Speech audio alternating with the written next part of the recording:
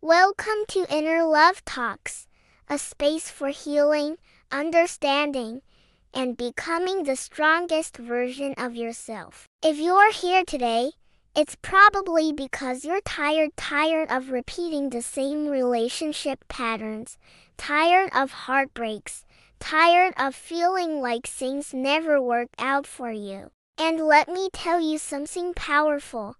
Your relationships aren't failing because you're unworthy, unlovable, or unlucky. They're failing because of patterns you haven't healed yet, patterns you may not even be aware of. Today, we're diving deep into the real reason your relationships keep failing, and more importantly, how to finally break the cycle. You may think you're choosing different partners each time, but the truth is, most people date the same person over and over again, just in different bodies. You know what I mean.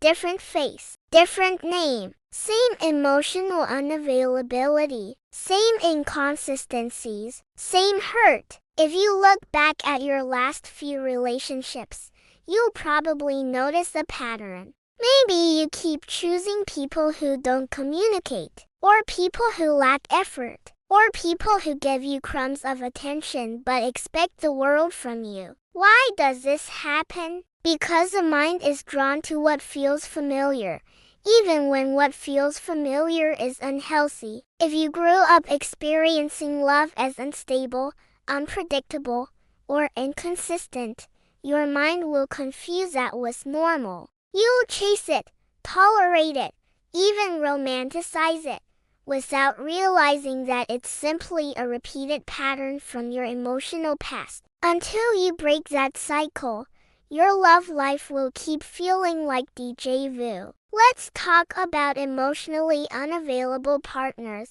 because so many people are stuck in this loop. You're attracted to people who can't open up, who are inconsistent, who keep you at arm's length. People who like you just enough to keep you around, but never enough to commit. Here is the truth most people don't want to hear.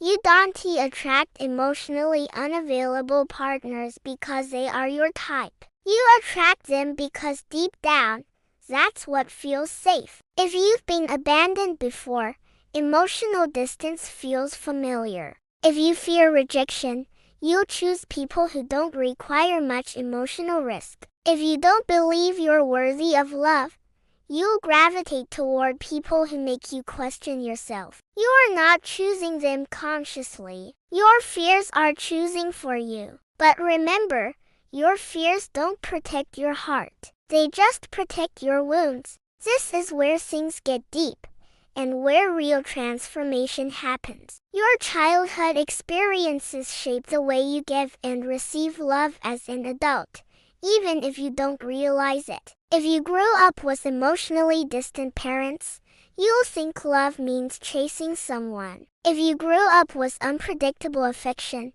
you'll overthink everything in relationships. If love was something you had to earn, you'll overgive and undervalue yourself. Here are some signs your inner child is still controlling your love life.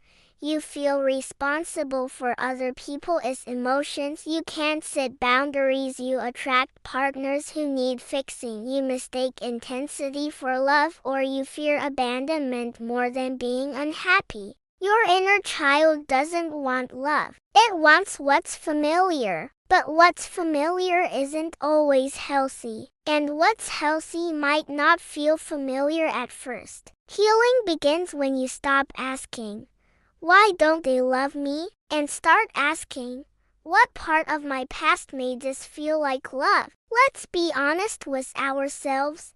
You saw the red flags. You felt them in your gut. You sensed the inconsistency. You noticed the lack of effort, the mixed signals, the excuses, the disrespect. But you ignored them, not because you're naive, but because you were hoping the ending would be different this time. We ignore red flags for many reasons. Because we're lonely, because we're afraid no one else will love us, because we fall for potential, because we think we can fix someone, or because we don't think we deserve more. But here's the truth. Red flags don't go away. They grow. What bothers you now becomes a heartbreak later. If you want healthy love, listen to the red flags the first time, not after you're already attached. Now let's talk about solutions, because awareness without action changes nothing. The first step is to slow down when choosing a partner. Stop rushing into love. Stop choosing people out of loneliness or fear. Take time to observe their behavior, not just their words. Next, heal the wounds that attract toxic love. Journal, get therapy, reflect on your past. Ask yourself, what am I actually looking for in love, connection, or comfort? And then, raise your standards, not in a superficial way, but emotionally. Your standards should include consistency, honesty,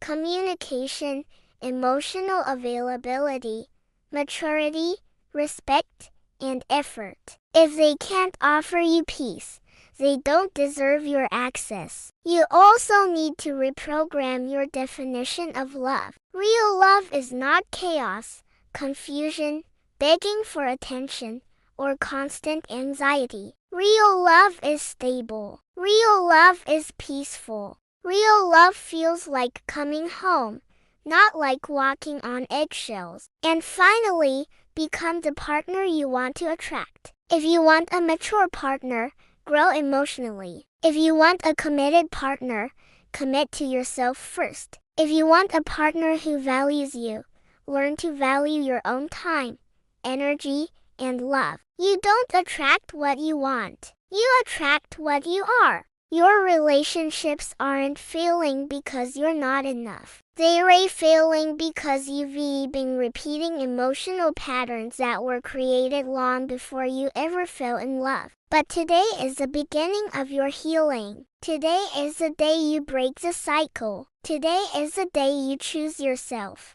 If this message touched you, don't forget to like, subscribe, and share this video with someone who needs it. And comment below, which part hit you the hardest. Thank you for watching Inner Love Talks. And remember, you're not hard to love. You're just learning to love yourself differently.